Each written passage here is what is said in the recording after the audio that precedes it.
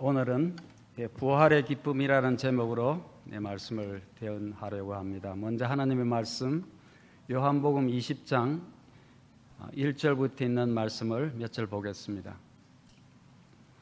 안식 후 첫날 이른 아침 아직 어두울 때 막달라 마리아가 무덤에 와서 돌이 무덤에서 옮겨간 것을 보고 시몬 베드로와 예수의 사랑하시던 그 다른 제자에게 달려가서 말하되 사람이 주를 무덤에서 가져다가 어디 두었는지 우리가 알지 못하겠다 하니 베드로와 그 다른 제자가 나가서 무덤으로 갈새. 6절입니다. 시몬 베드로도 따라와서 무덤에 들어가 보니 세마포가 놓였고 또 머리를 쌌던 수건은 세마포와 함께 놓이지 않고 딴 곳에 개켜 있더라. 그때야 무덤에 먼저 왔던 그 다른 제자도 들어가 보고 믿더라. 저희는 성경에 그가 죽은 자 가운데서 다시 살아나야 하리라 하신 말씀을 아직 알지 못하더라. 여자들이 새벽에 예수님의 무덤에 갔다가 무덤이 열린 것을 보고 마리아가 제자들에게 알려서 베드로와 요한이 급히 이제 무덤에 달려가 보는 장면입니다. 어째서 이런 일이 일어났습니까? 예수님이 부활하신 사실을 아무도 알지 못했고 아무도 믿지 않았기 때문입니다. 왜 그들이 예수님이 부활하실 것을 예측하지 못했습니까? 예수님이 미리 말씀해 주지 않으셔서 그렇습니까? 아닙니다. 예수님의 부활은 예수님이 나시기도 전에 구약에 이미 예언되어 있습니다. 그리고 예수님도 그의 생애 동안에 비유나 혹은 직접적인 말씀으로 내가 죽고 부활할 것이라는 사실을 여러 번 말씀해 주셨습니다. 그럼에도 불구하고 그 사람들은 예수님이 돌아가신다는 사실도 믿지 않았고 막상 돌아가시고 나니까 예수님이 사흘 만에 부활하시겠다는 그 사실도 믿지 않았습니다. 예수님이 메시아로 오셨는데 이스라엘을 구원할 사람인데 어떻게 죽을 수가 있을까? 아무리 들어도 이해가 되지 않는 것이죠. 또 이제 막상 돌아가셨으면 그분의 말씀대로 믿지 않았던 어떻게든 돌아가셨으면 예수님이 평상시에 살아가 있을 때 내가 죽지만 사흘 후에 부활하겠다는 말씀을 믿어야 할 거 아닙니까? 그러나 아무도 믿지 않았습니다. 여러분, 예수님의 말씀을 직접 들은 사람도 믿지 않는다면 우리는 지금 간접적으로 듣고 보고 있는데 우리는 하나님의 말씀을 제대로 믿기가 쉽겠습니까? 많은 그리스도인들이 성경 말씀을 보고 듣고 하면서 그 말씀을 그대로 받아들이고 믿는다고 생각은 하지만 사실은 믿지 않는 사람이 너무나 많습니다. 여러분은 예수님이 부활하셨고 우리도 죽으면 부활한다는 그 사실을 믿습니까? 네, 확실히 믿으십니까? 네. 어떤 분들은 말씀하셨으니까 그렇게 되겠지. 그런데 어떤 데는 가만히 생각하면 정말 우리 아버지가 살아날까? 부활이 있을까? 그런 생각을 하기도 하죠.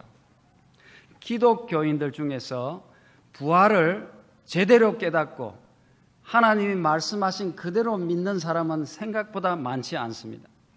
많은 예수님을 믿는다는 사람이 아예 부활은 있을 수가 없다고 생각하는 사람도 많습니다. 예수님 당시에도 누가 그 부활이라는 것은 아직 안 믿었어요. 아주 안 믿었어요. 사두개인들은 이스라엘의 유력한 지도자들 그룹이었는데도 불구하고 그들은 부활은 없다고 생각했던 사람입니다. 오늘날도 많은 사람들이 부활의 신앙 때문에 하나님을 믿는 것이 아니고 이 세상이 끝이라고 생각하면서 하나님을 믿는 사람이 많아요. 그럼 왜 부활도 없고 영생도 없는데 왜 하나님을 믿을까요? 그것은 내가 살아있는 동안에 복을 좀 더 받아보려고 믿는 것입니다. 하나님을 믿어야 내 집안도 잘 되고 건강하고 자식도 잘 되고 사업도 잘 되고 할 수 있기 때문에 또 많은 사람들은 부활을 믿기는 하지만 영혼 불멸설을 믿기 때문에 부활이라는 말을 듣고 말은 하면서도 부활이라는 것이 전혀 필요 없는 신앙을 하는 사람들이 많습니다. 이 대부분의 기독교인들이 그렇습니다. 기독교인의 거의 다는 죽으면 바로 어디로 간다고 생각하고 있어요. 잘 믿은 사람은 천당 가고 잘못 믿은 사람은 지옥 갑니다. 그러면 천당 가서 얼마나 오래 있죠? 영원히 천당 사는 거예요. 또 지옥 간 사람은 몇 년 동안 지옥 있습니까? 영원한 지옥 아니에요. 그걸 믿기 때문에 그것은 전혀 성경적이 아님에도 불구하고 거의 모든 기독교인들이 참으로 한심하게도 그걸 믿고 있어요. 그래서 죽음이 없습니다, 이 세상에. 성경에는 사람이 죽는다고 했는데 그것을 믿는 기독교인은 많지 않아요. 죽었는데 안 죽었어요. 천당 갔거나 아니면 지옥가에서 영원히 사는 것입니다. 참 큰일 나죠. 지옥에 가면 정말 큰일 나겠죠. 그런 신앙을 하고 있습니다. 그러니까 부활이 무슨 필요가 있어요? 이미 천당 가 있는데 지옥 갔는데 무슨 부활이 필요하겠어요? 그런데도 부활 말하고 있어요. 인간이 얼마나 어리석은지 모릅니다. 성경은 의인이건 악인이건 다 죽는다고 말하고 있습니다.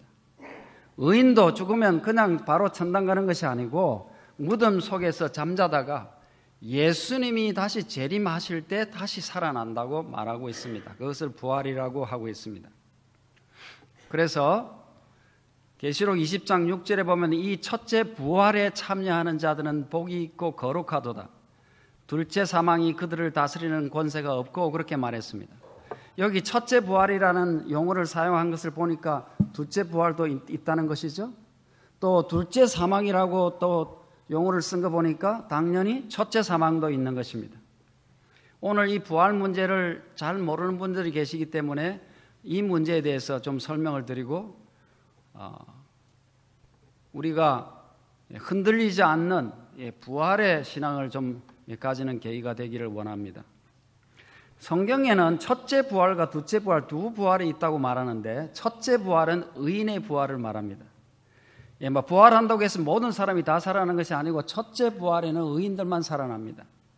그리고 둘째 부활이 있는데 그때는 악인들이 살아납니다. 그러니까 모든 사람이 죽지만은 다시 악인이건 의인이건 다 살아난다는 것을 다고 말하고 있어요. 그런데 첫째 부활은 의인이 부활해서 예수님이 천국에 데려가시는 사람들의 부활이고 둘째 부활은 그 후에 악인들을 다시 심판해서 그 사람들을 살려서 이제 영원히 이 세상의 죄악을 다 없애야 되기 때문에 그들을 선고하고 불로 사르는 심판이 있을 것입니다. 그래서 여러분, 예수님을 나는 잘 믿고 죽었습니다. 믿고 죽어서 이제 부활의 소망을 안고 죽었는데 어느 날 부활을 했어요. 눈을 떴어요. 근데 여러분, 만일 그 부활이 둘째 부활이면 어떻게 되겠어요? 나는 목회도 하고 잘 믿으려고 애를 많이 썼는데 할렐루야 부활하고 눈 떠보니까 둘째 부활이에요. 그러면 죽는 것입니다. 여러분, 반드시 첫째 부활에 참여해야 합니다. 그런데 여러분, 누가 첫째 부활에 참여할 수 있을까요? 반드시 첫째 부활을 해야 됩니다, 여러분. 그런데 하나님이 기준도 없이 너는 예쁘고 잘생기고 마음도 착하니까 첫째 부활해라. 너는 좀 안 되겠어, 둘째 부활. 이렇게 정하실 수는 없죠. 이 예정설을 믿는 사람들은 이미 태어나기도 전에 이 사람의 구원이 결정되어 있다고 믿습니다. 많은 사람들이 또 그렇게 믿고 있어요. 참 안타까운 일입니다. 하나님이 미리 구원받을 사람과 구원받지 못할 사람을 정해놨다는 것이죠. 이 예정설이라고 그렇게 합니다. 그렇지 않습니다. 구원의 길은 누구에게나 열려 있습니다. 여러분, 구원받는 조건이 뭡니까? 예수님을 믿는 것입니다. 예수님을 믿고 예수님을 구주로 받아들이는 것입니다. 예수님을 주인으로 모시고 사는 것이에요. 예수님을 그냥 인정하고 머리로서 예수님 계시지, 십자가를 지셨지, 이거 하고는 믿는 거하고는 좀 달라요. 그것은 인정하는 것입니다. 그냥 머리로. 어떤 것을 믿는다는 것은, 여러분, 저를 믿는다면 제가 오늘 이러한 일이 있습니다, 이렇게 해야 합니다 하면 그 말을 따르겠죠. 그러나 저가 있다는 사실은 믿지만 제 말을 안 들으면 저를 믿는 거예요, 안 믿는 거예요? 안 믿는 거죠.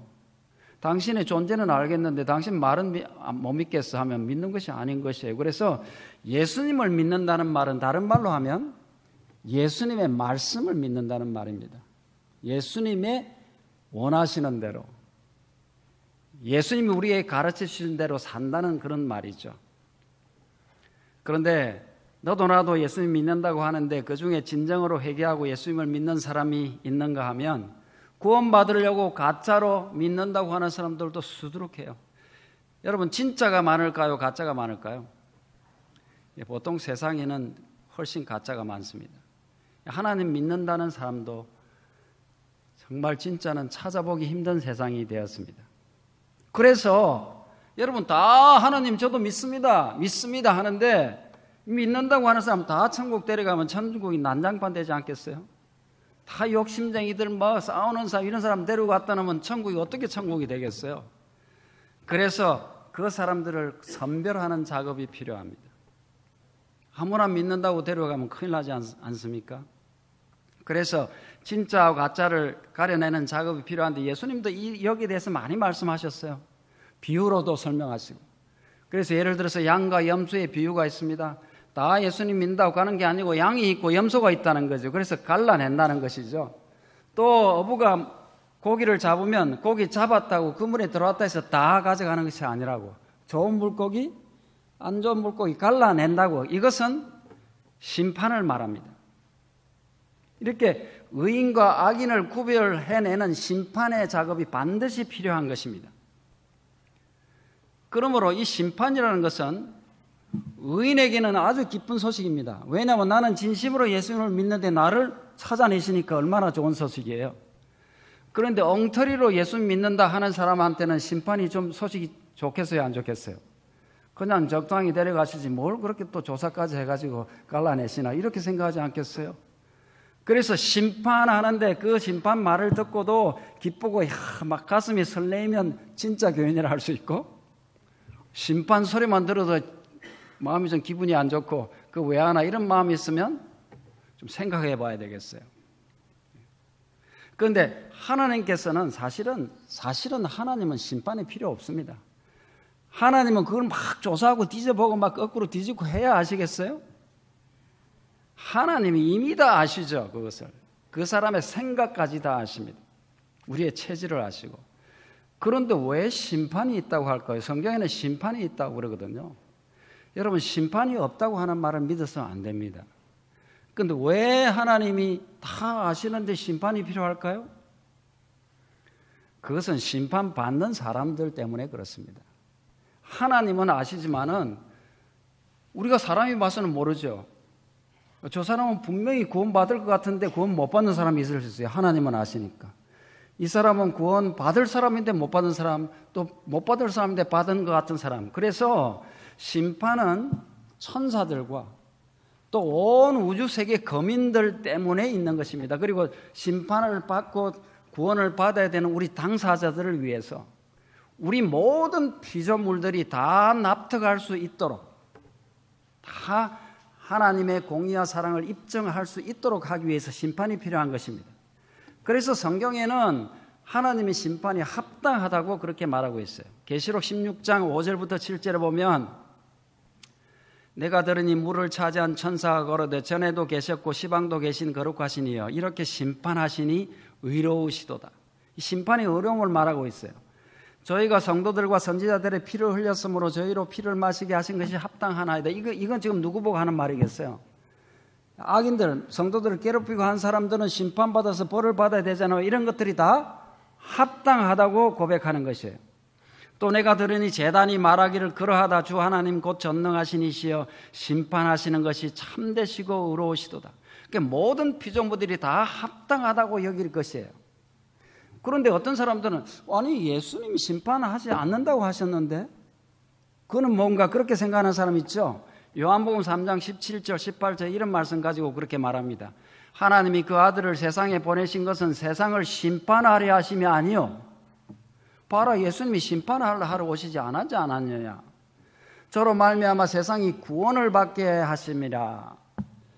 저를 믿는 자는 심판을 받지 아니하는 것이요 믿지 아니하는 자는 하나님의 독생자 이름을 믿지 아니함으로 벌써 심판을 받은 것이니라. 여러분, 이 말씀을 그냥 흘려서 읽으면 심판이 없는구나 이렇게 생각할 수도 있어요. 그러나 여기 잘 보십시오. 여기 심판이 없단 말이 어디 있습니까? 이 세상에는 심판이 없다는 말이 어디 있습니까? 여기에 예수님을 믿으면 심판을 받지 않는다고 그렇게 말했잖아요. 그러니까 예수님을 믿지 않으면 뭐가 있다는 말이에요? 심판이 있다는 말이에요. 심판을 받지 않으면, 벌을 받는 심판을 받지 아니하면 예수님을 믿어야 된다. 그러면 심판이 없다는 것입니다. 그래서 18절에 저를 믿는 자는 심판을 받지 아니하는 것이요. 이것은 의인의 심판을 말하는 것이 아니고 사실은 악인의 심판을 말합니다. 형벌을 받을 심판을 말합니다. 그 대신에 믿지 않는 자는 어떻게 했습니까? 그 뒤에 믿지 아니하는 자는 하나님의 독생자의 이름을 믿지 아니함으로 벌써 심판을 받은 것이다 그랬어요. 심판이 없는 것이 아니고 심판은 진작 받은 것이란 말이에요.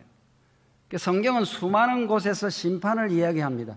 오늘날 하도 이 심판에 대해서 노이로제가 걸린 사람이 많기 때문에 제가 이 심판을 조금 짚고 넘어가야 되겠어요.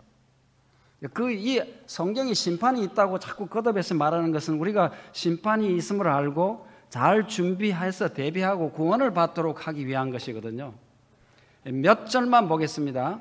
히브리서 9장 27절입니다. 한 번 죽는 것은 사람에게 정하신 것이요 그 후에는 뭐가 있다고요? 심판이 있으리라. 성경은 심판이 있다고 말합니다.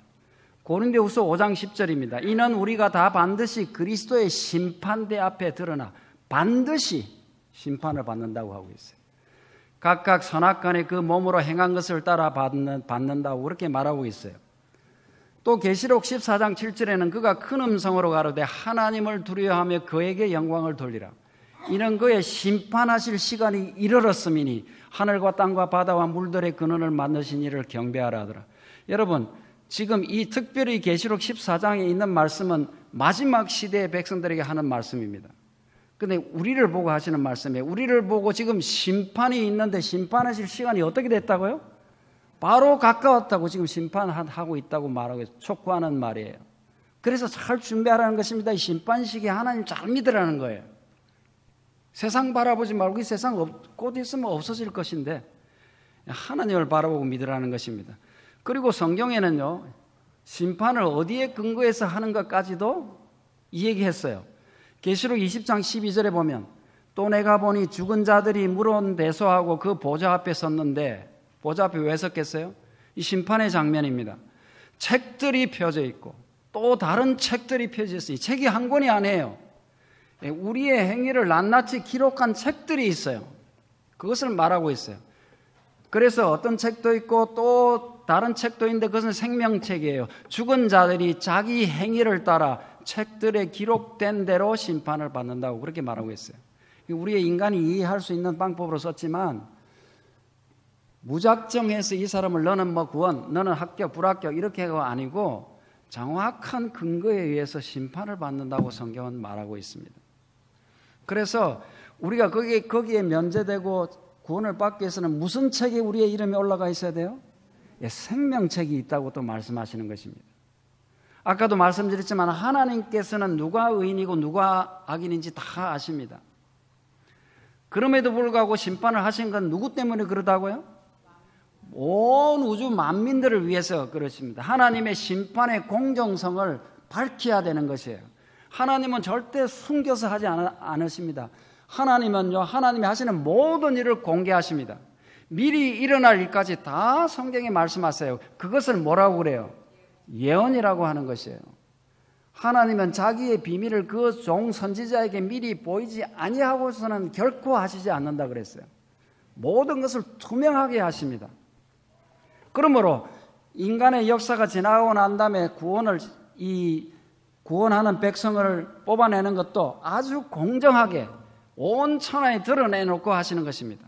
한 사람도 의문이나 의의가 없도록 하기 위해서.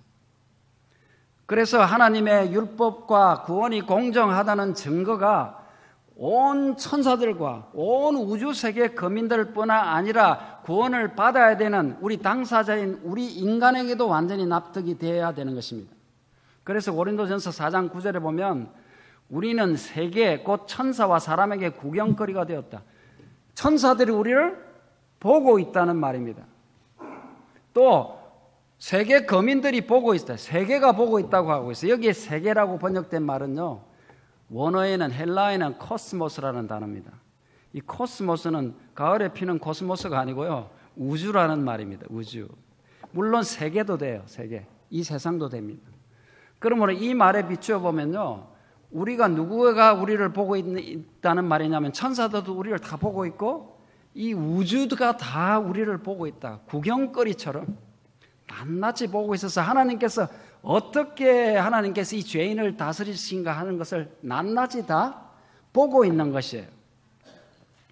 그래서 구원받은 사람은 왜 구원을 받을 수 있었는지 온 우주에 확실히 증명이 돼야 되겠죠. 구원을 받지 못한 사람은 왜 구원을 받을 수 없는지, 저 사람은 정말 이 세상에서 제일 경건하고 믿음 좋은 사람인 줄 알았는데 낙제했어요. 왜 그런지 알아야 될 거 아니에요. 그 모든 것이 확실히 드러나는 것입니다.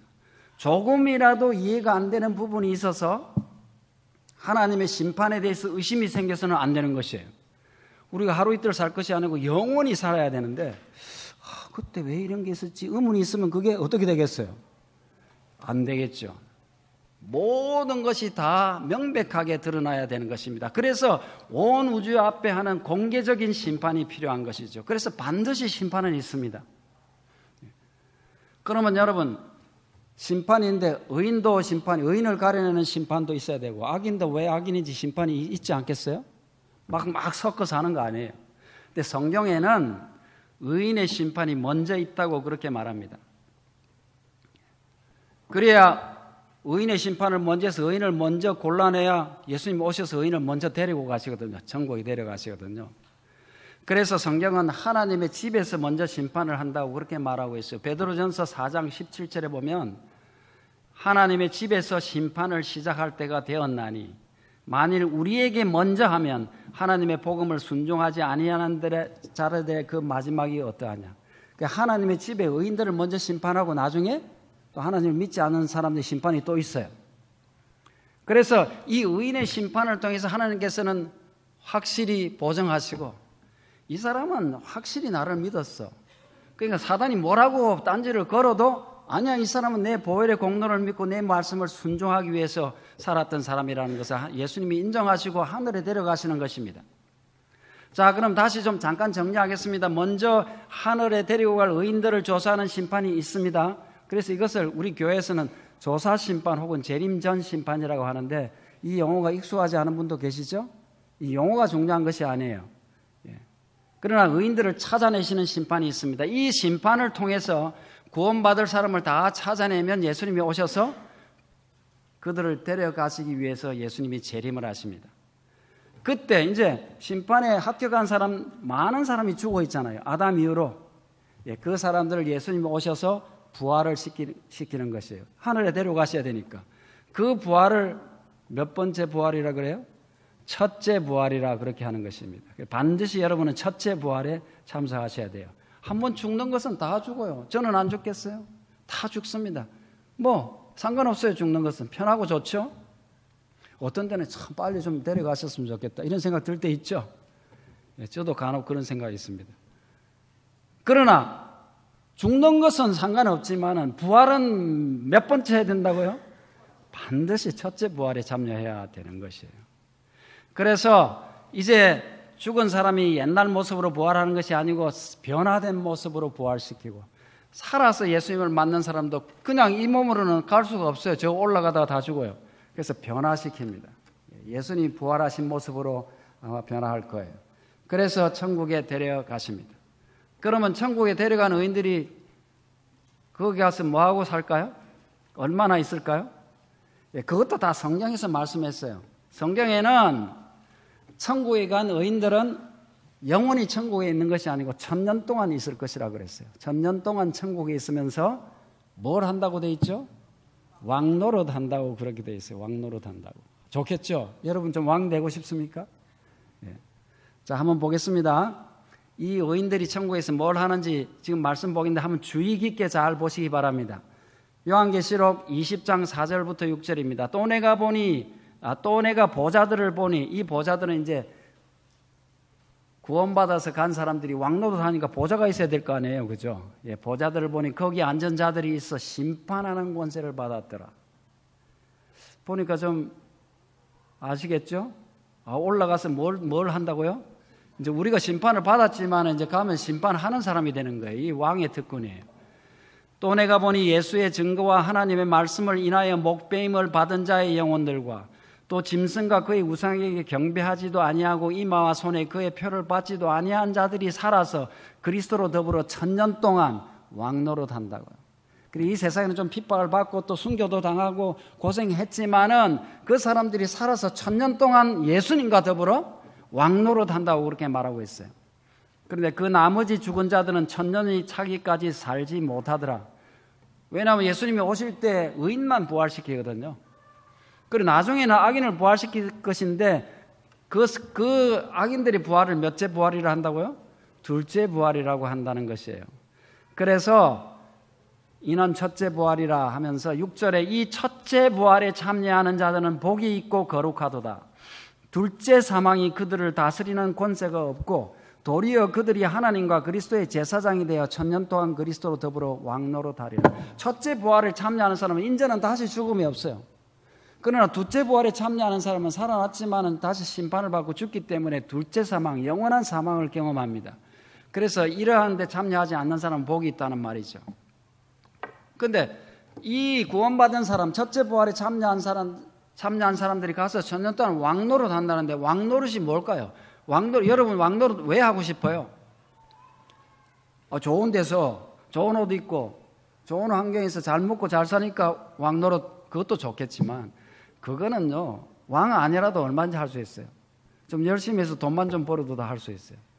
진짜 왕의 특권이 뭘까요? 왕의 권세 중에 가장 큰 권세는 심판하는 권세입니다. 재판을 할 수 있는. 왕이 판단해서 죽이려 하면 어떻게 돼요? 죽이는 것입니다.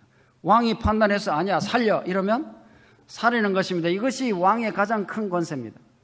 그래서 의인들이 1000년 동안 왕노릇 한다는 말은 1000년 동안 심판을 한다는 말이에요. 받지 못한 사람이 왜 구원을 받지 못했는지 낱낱이 조사를 할 것입니다. 여러분 왕의 자격으로 내 사랑하는 아들이 못 왔어요. 그렇게 착실했는데 그럼 조사해야 되겠어요? 안 해야 되겠어요? 완전히 의문이 풀릴 때까지 조사할 것입니다. 그래서 공정한 판단을 내릴 것입니다.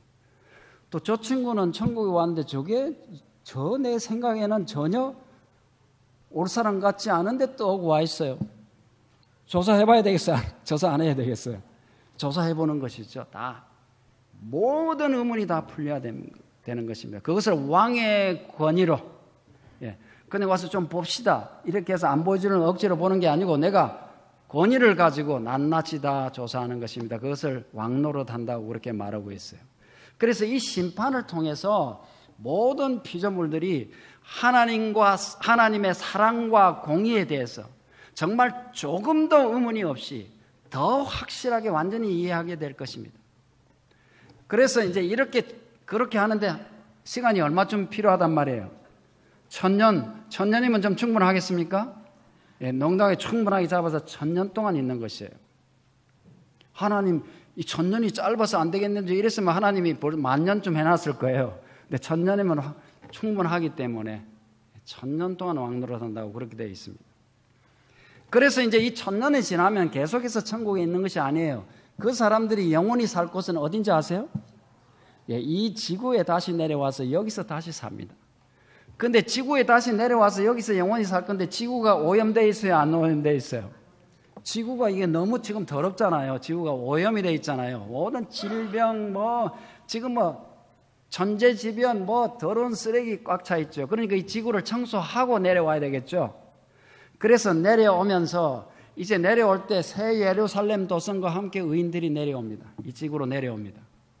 근데 내려와서 바로 지구에 앉을 수가 없어요. 왜냐하면 지구는 더러우니까. 죄인들은 그대로 있으니까. 다 죽어 있지만. 그래서 내려와서 어느 정도에 내려서 지구 가까이에서 멈춰서 지구를 깨끗하게 하는 작업을 합니다. 그래서 그때 의인들과 예루살렘 성이 이 땅에 앉기 전에 악인들을 모두 다 부활시킵니다. 숫자 많겠어요, 적겠어요? 아담 때부터 시작해서 오늘날까지 죽어 있는 악인들이 얼마나 숫자가 많겠어요? 뭐 몇십억 정도가 아니겠죠.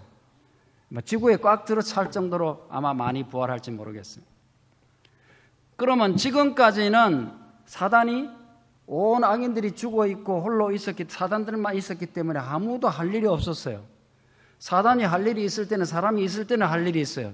이 사람한테도 가서 모든 유혹을 하고 못된 짓을 하나 할 일이 있었지만은 예수님이 재림하셔서 의인들 데려오고 난 다음에 악인들 다 죽고 나면 할 일이 없는 거예요. 얼마 동안? 1000년 동안 고독하게 아무 할 일이 없는 가운데 있는 상태를 성경은 무적행에 결박돼서 무적행에 갇혀 있다고 표현을 해놨어요. 아무 할 일이 없단 말이에요. 꼭 갇혀 있는 것과 다름없어요.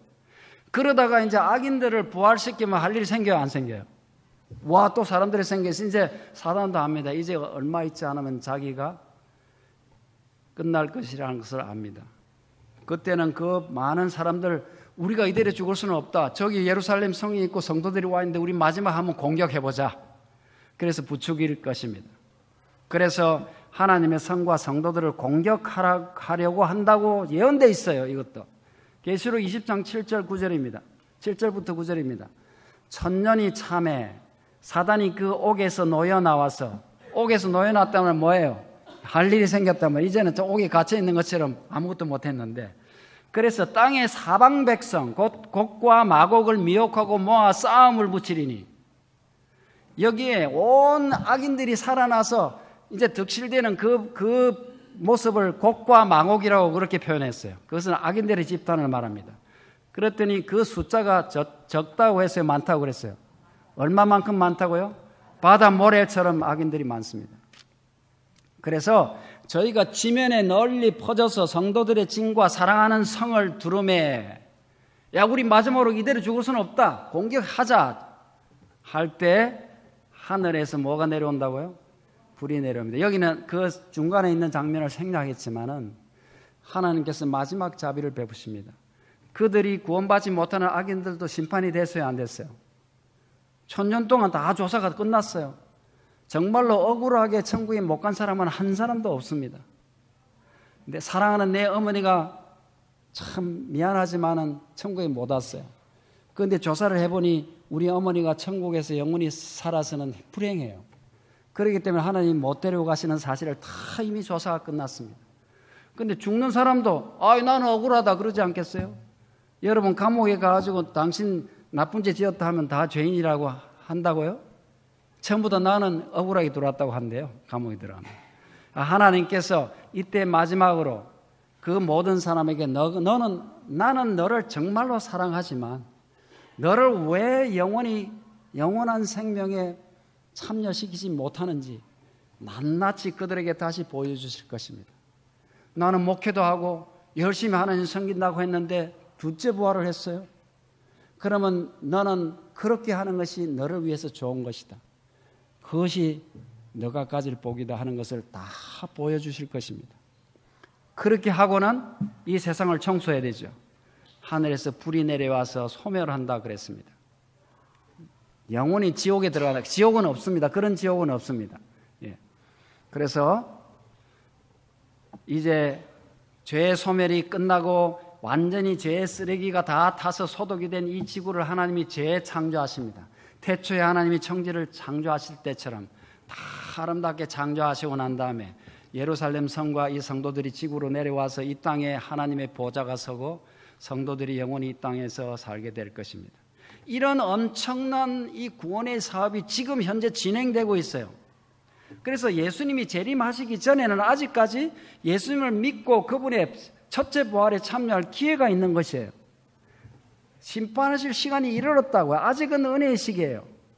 예수님 오실 시간이 가깝지만은. 그래서 이 은혜의 시기에 예수님을 진심으로 믿고 회개하고 그 말씀을 순종하는 사람이 되어야 되는 것입니다. 정말로 예수님을 믿는 사람은 이 세상에 가장 즐거운 일이 예수님의 말씀을 순종하는 일이에요. 여러분, 아버지 불효자식이 아버지 항상 불만 있는 사람이 아버지가 나 이거 좀 해라 하면 순종하는 게 즐거워요, 안 즐거워요? 나는 지금 나가서 게임하고 뭐 다른 거 하고 싶은데 아버지가 와서 공부해라 하면 싫잖아요. 그런데 아버지를 진짜 사랑하고 아버지를 존경하는 사람은 아버지 하시는 말씀이 가장 좋은 말이 되는 거예요.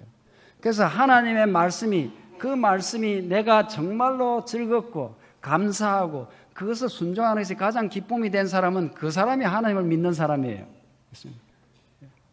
우리는 그런 사람이 되겠어요. 만일 아직도 내가 이 성경 말씀을 보면 부담되고 이게 아닌데 좀 저랬으면 좋겠는데 하는 사람은 기도 많이 하셔야 돼요. 더 열심히 하셔서 하나님 제 믿음이 참 뒷골이밖에 되지 않습니다. 정말 하나님 저에게 믿음을 갖게 해달라고 매달려야 되는 거예요. 여러분 생사가 결정되어 있지 않겠어요? 그래서 억지로 믿어 하기 싫은 걸 막 해가지고 믿는, 그래서 구원받는 게 아니에요. 그런 사람은 합격하지도 못해요. 정말 하나님의 감동하심으로 내가 진심으로 바라기 때문에 하나님이 그 사람의 마음을 변화시키셔서 성령의 능력으로 예수님의 말씀을 따라가는 것입니다. 하나님의 백성이 되는 것이죠. 여러분, 그래서 우리는 아직도 희망이 있고 다시 첫째 부활에 참여할 희망을 갖고 사는데 그 희망의 근거가 무엇이냐? 그것은 예수님이 죽음을 이기고 부활하심의 그 근거가 있습니다. 만일 예수님이 이 땅에서 십자가를 지고 우리 죄를 갚고 돌아가셨는데 돌아가시고 난 다음에 그냥 그대로 땅속에 묻혀있다. 이러면 우리에게 희망이 있어요, 없어요? 희망이 없습니다. 죽는 건 되는데 살아날 힘이 없다. 그럼 어떻게 우리에게 힘이 있겠어요? 그러나 예수님이 그분의 죽음을 통해서 우리의 죄값을 다 지불하셨기 때문에, 완전히 죄값을 청산하셨기 때문에 다시 살아날 자격을 갖추셨어요. 그래서 예수님은 떳떳하게 모든 것을 다 청산하시고 다시 살아나셨는데 그 살아날 때 누구 힘을 빌려서 살아났을까요? 예수님의 생명은 누가 갖고 계세요? 예수님, 하나님이 갖고 계세요. 그 하나님의 생명으로, 자신의 생명으로 부활하셨어요.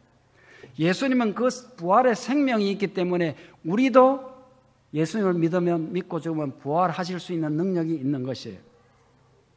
모조리 다, 만일 예수님이 이 세상에 있는 죄를 다 100% 청산을 못하고 조금은 못했다 이러면 예수님이 부활하면 돼요, 안 돼요? 안 됩니다. 그것은. 왜냐하면 죄값을 지고 있기 때문에 죽어 있어야 돼요. 그러나 100% 다 청산하셨기 때문에 예수님은 부활하실 자격이 있습니다. 그래서 그분의 생명으로 다시 부활하셨습니다. 그 다시 살아나신 예수님이 그분을 믿고 순종하는 의인들도 죽음에서 부활시키실 거예요. 요한복음 11장 25절 26절입니다. 예수께서 가라사대 나는 부활이요 생명이니 나를 믿는 자는 죽어도 살겠고 무릇 살아서 나를 믿는 자는 영원히 죽지 아니하리니 이것을 내가 믿느냐 그랬습니다. 여러분, 다시 예수님의 무덤으로 돌아가서 예수님께서 살아계실 때 여러 번 예수님의 부활에 대해서 얘기했지만은 제자들이 못 믿었다 그랬죠. 죽는 것도 못 믿는데 죽었으니까 그랬으면 말씀을 좀 생각해보고, 예수님이 그랬지 참 돌아가신다 했는데 또 살아나신다 했잖아, 희망을 가져야 되는데 그걸 믿지를 못했어요. 일요일 새벽에 여자들이 무덤을 찾아가 본 건 예수님 혹시 부활하셨나 보려고 갔어요? 그렇지 않았어요. 예수님이 돌아가셔서 너무나 슬퍼서 향유를 바르려고 갔다고 그렇게 돼 있어요. 그래 갔더니 예수님은 말씀대로 이미 살아나셨고 무덤은 비어 있었습니다.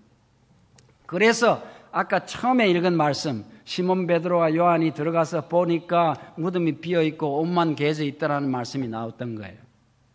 그런데 그때야 무덤에, 8절에 그때야 무덤에 먼저 왔던 다른 제자 요한을 말합니다. 요한도 들어가 보고 이제야 좀 믿음이 생겼어요. 그렇지, 예수님이 살아나신다고 했지. 이제 좀 믿어지는 거예요. 그러니까 저희는 성경에 그가 죽은 자 가운데서 다시 살아나야 하리라는 말씀을 아직 알지 못하더라 그랬어요. 여러분, 우리는 그래서는 안 돼요.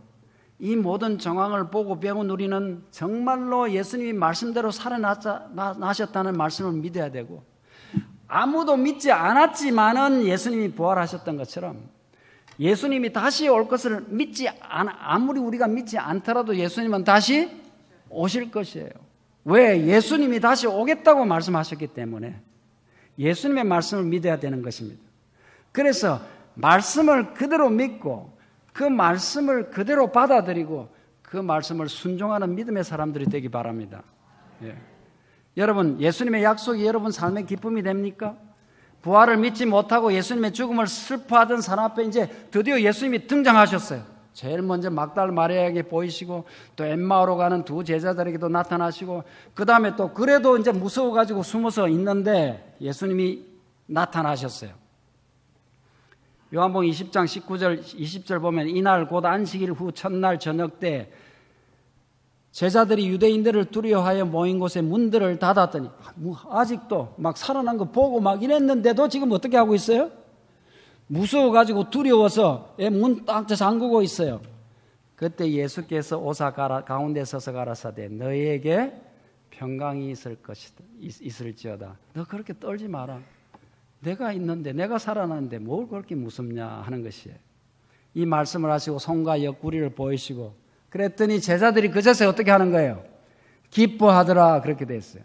그때까지는 소식을 들어도 좀 무서웠는데 여러분 우리도 예수님의 부활 얘기를 듣고 또 재림의 허락을 듣고 약속을 들을 때 어느덧 희망은 가져요. 그렇지만 희망을 가지고 있으면서도 한편으로는 좀 무서워요, 안 무서워요? 그런 마음 우리가 갖고 있어요. 우리가 믿음이 연약하기 때문에. 이 제자들과 똑같습니다. 그런데 제자들도 그랬는데 언제 비로소 기뻐하게 됐다고요? 예수님이 그들 앞에 직접 나타나셨을 때, 그 말은 다른 말로 하면 예수님을 만났을 때, 부활하신 예수님을 만나보고야 완전한 기쁨에 들어갈 수 있었습니다. 그래서 우리도 예수님을 직접 만나는 경험을 해야 되는 거예요. 예.